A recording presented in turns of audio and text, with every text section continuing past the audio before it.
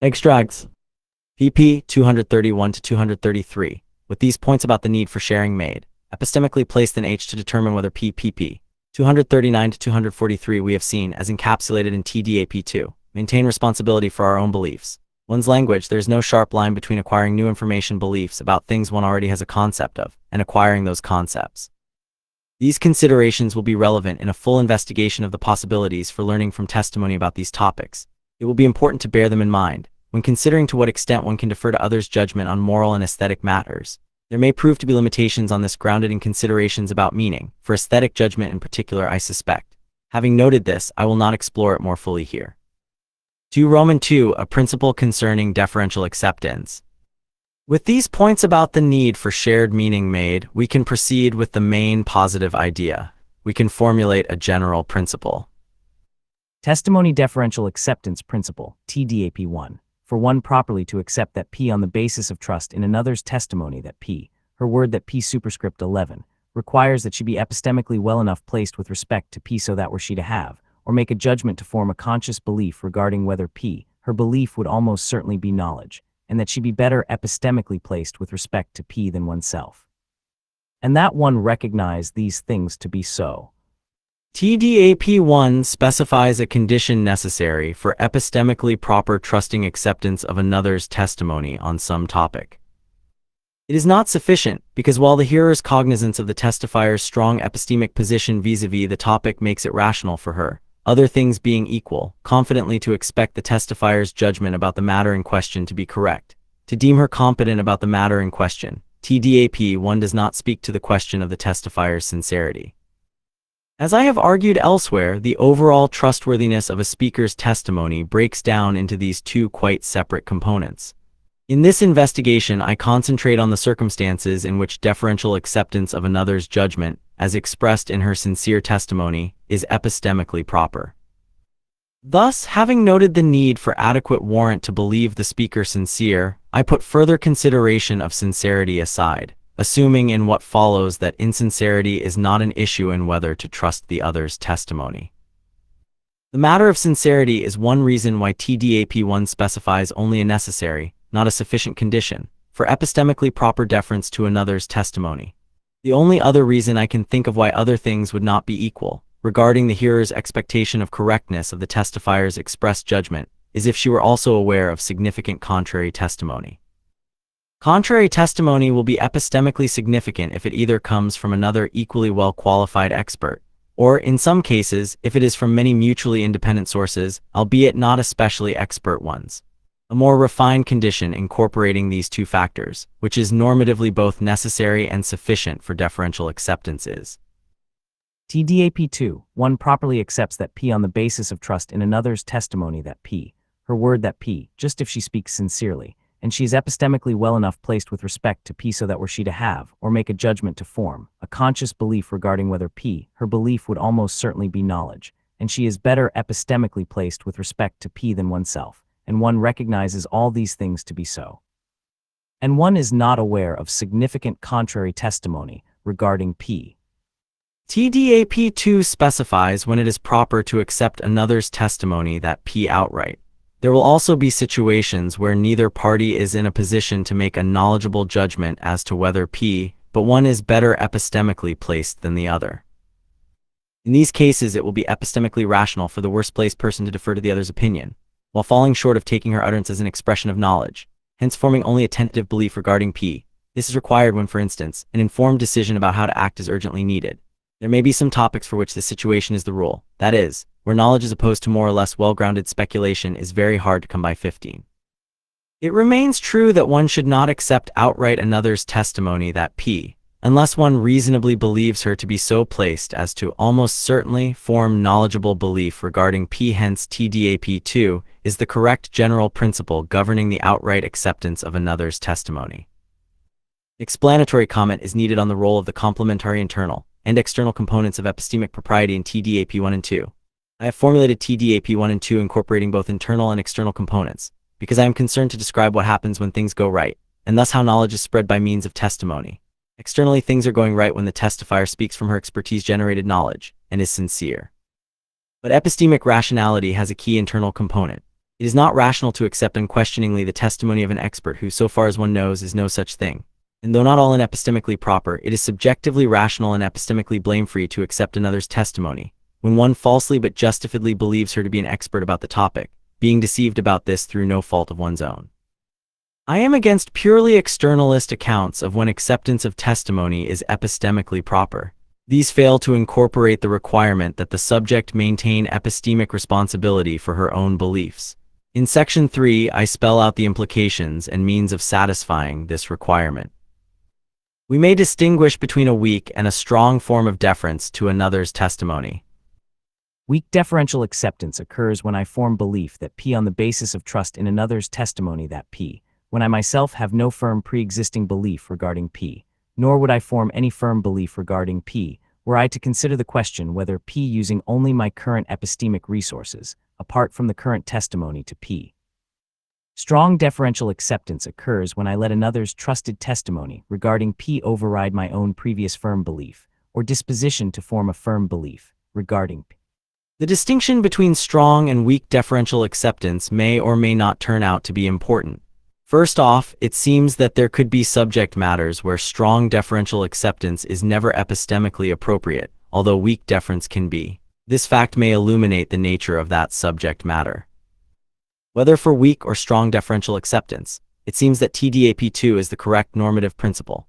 Her sincerity not being in question and my being aware of no significant contrary testimony, it is epistemically proper that I defer to another's testimony in forming belief regarding P, or in overriding my own previous belief regarding P, just if I recognize that she is better epistemically placed than I am to determine whether P.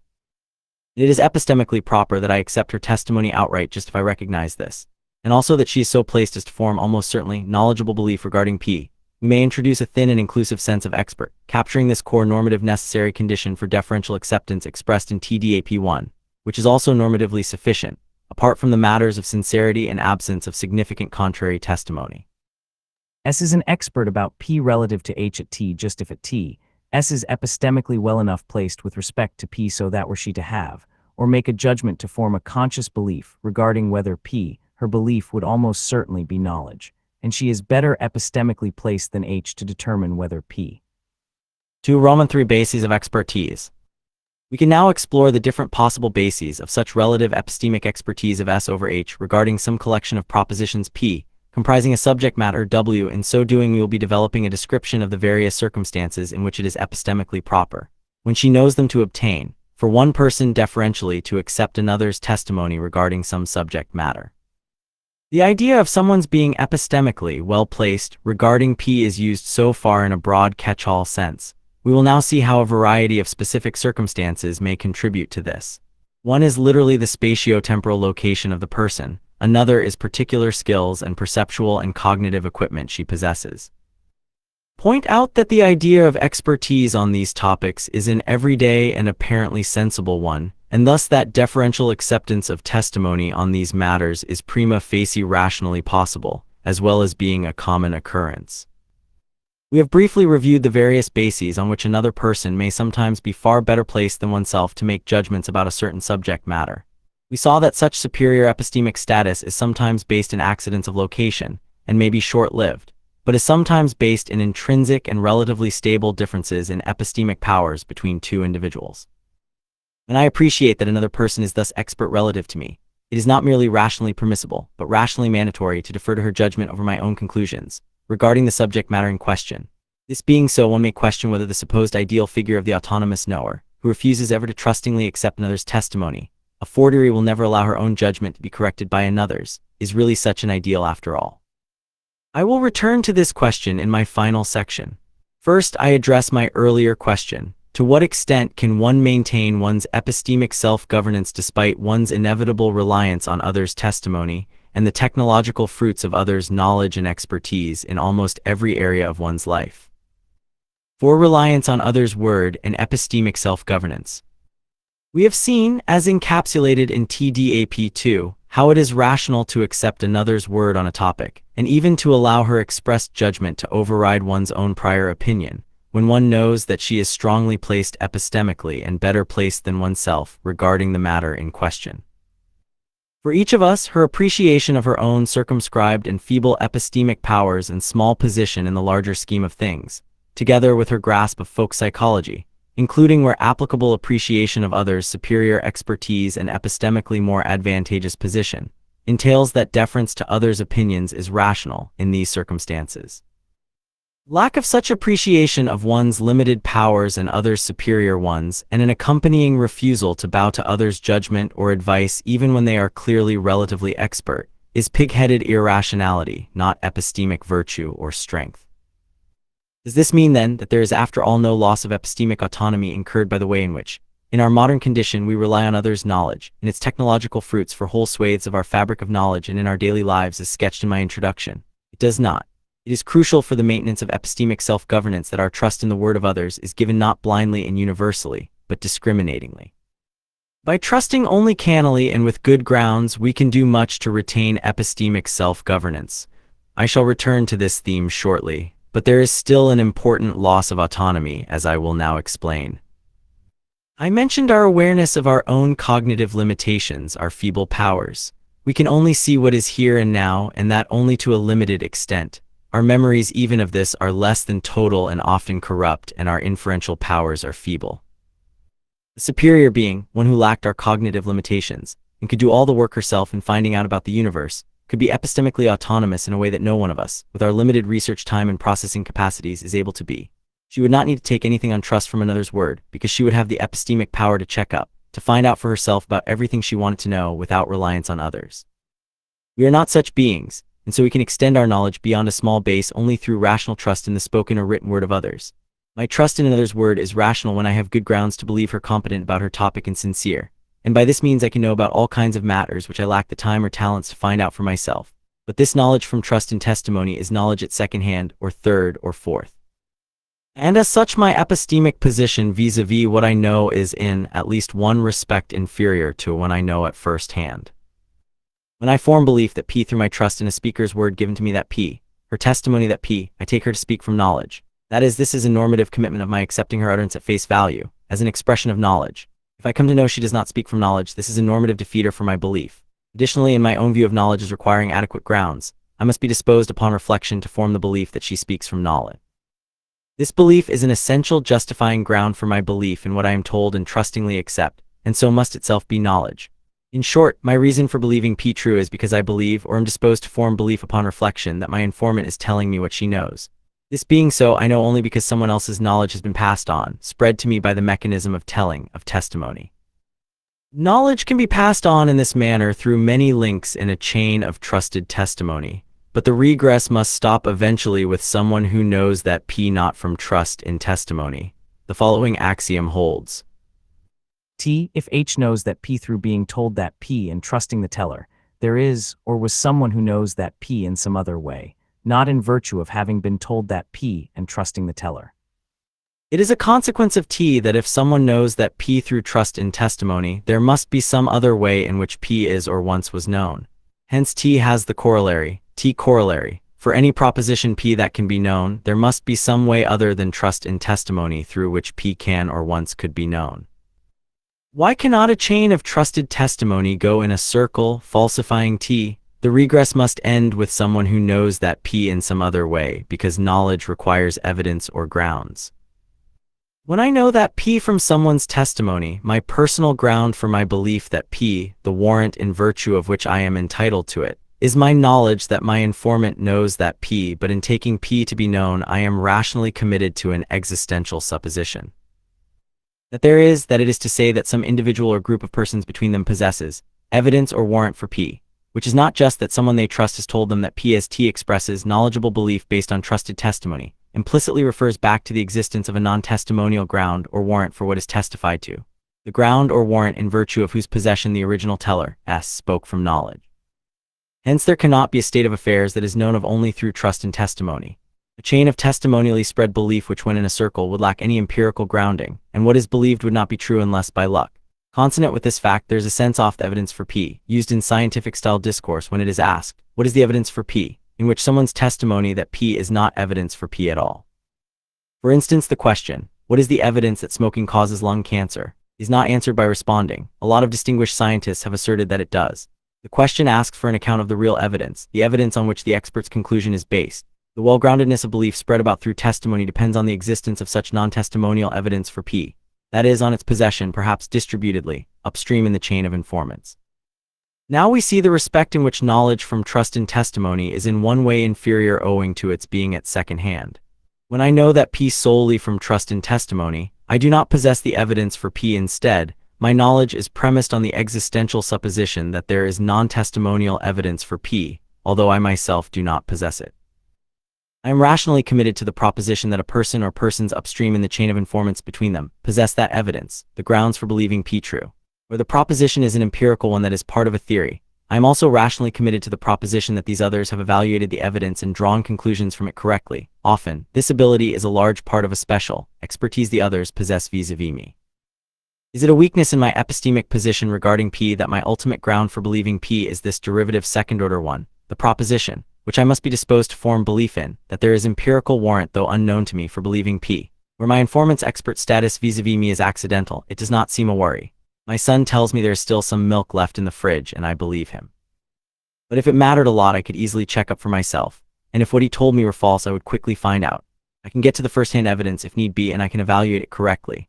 But where my reliance on others depends on an expertise they possess relative to me which is more deep-seated, and I lack the ability to check up for myself if it seems worth it, the existential supposition and dependence on others' epistemic skills and truthfulness is more troubling.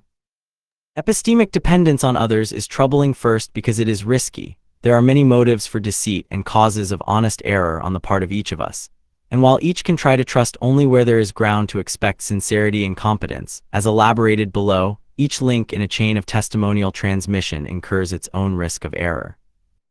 It is troubling second, because along with the epistemic dependence on others, comes a no less risky practical dependence on them, in many areas, for instance, for maintenance of all the technological devices on which one depends every day, from electric lighting to computer to driving one's car and so forth. Third, epistemic dependence on others, while it extends one's knowledge base so enormously, also lessens one's ability rationally to police one's belief system for falsity. There are many things a layperson believes for which she would not know how to assess the scientific evidence which supports them, even if presented with it. This being so, these beliefs of one will lack the characteristic sensitivity to defeating evidence, should it come along, which is usually taken to be a hallmark of belief which amounts to knowledge. I have spelled out the bad news for epistemic self-governance entailed by our dependence on the word of others. The good news is that, as I already emphasized, our trust in others need and should not be given blindly, but cannily only where it is due. Although cognitively limited beings as we are, we must perforce rely on others if we want to enjoy the epistemic and technological riches of modern society. We can take care only to trust those we have good reason to hold worthy of our trust. Fortunately, we all have some basic cognitive equipment to help us assess both the sincerity and competence of others in many, though by no means all circumstances. This is because we are all experts, though of varying degrees of skill, in one special topic, namely that of folk psychology. Thus, where we do not have access to or cannot evaluate the evidence for propositions in some domain ourselves, we move one level up, and instead evaluate the experts, our human sources of knowledge about this domain. But assessing an informant's trustworthiness is not always easy, and sometimes there are not sufficient epistemic resources available to the layperson to enable a firmly based evaluation to be made at all. The risks involved in trusting others are considerable, especially where there are motivations for deception at work. As I have been arguing, there is often good empirical ground for trusting others, and where so it is consistent with our maintenance of our epistemic self-governance, our responsibility for our own beliefs, that we believe on trust in the word of others, relying on their report for the truth of something where we do not possess for ourselves the evidence, and may not even be capable of appreciating its significance. Moreover, as we saw in Section 2, where I know another to be epistemically expert relative to me on a topic, it is not just rationally permissible but rationally mandatory for me to accept her judgment in preference to my own, just so long as I have good ground to trust her sincerity. Where there is not good ground to believe an informant trustworthy, however, epistemic self-governance entails that we should not accept the reports of others. Caution and canniness should govern our response to others' testimony. Unless we exercise it, we fail to maintain responsibility for our own beliefs. 5. The ideal revisited. I return now to the figure with which I began, the autonomous knower who trusts no one else's word on any matter, hence believes only where she herself possesses sufficient evidence, non-testimonial grounds for what is believed. In the light of the material of the last section, we can clarify the autonomous knower in this way. She never believes on the basis of a second-order warrant for belief, the belief that someone else knows, someone else possesses evidence showing the truth of the proposition believed. Is this figure really an ideal? We observed that a superior being, with all the epistemic powers to find out everything she wanted to know for herself, could live up to this ideal of complete epistemic autonomy without thereby circumscribing the extent of her knowledge. Given the risks involved in epistemic dependence on others we saw in the last part of the previous section, this superior being is, I suppose, epistemically better placed than humans are. That is, if she knew at first hand just as much as I myself know in large part through trust in others' testimony, she would be epistemically more secure, hence both practically more independent and in some abstract sense more autonomous than I am. In the same way that I might regret that I cannot fly or live to be 300 years old, I might regret that I am not such a being. But what of a human, with no more than human perceptual, physical, and cognitive powers, who attempted to maintain a regime of complete epistemic autonomy? That is to say, who never took anyone's word for anything and never deferred to another's judgment on any matter. We have seen that rational prudence dictates that one should bestow trust only where it is due, where one has good grounds to believe one's informant competent and sincere. But equally as encapsulated in TDAP2, where there is good ground to believe another expert relative to oneself, it is not just rationally permissible, but mandatory deferentially to accept the other's judgment. So what would this individual's beliefs about others have to be like, for her refusal ever to believe on anyone else's say-so to accord with maintenance of a rationally coherent system of beliefs? If rational at all, she would be not an ideal, but rather a paranoid skeptic about others' intentions and capacities, or perhaps she would be severely cognitively lacking. You have reached the end of the document.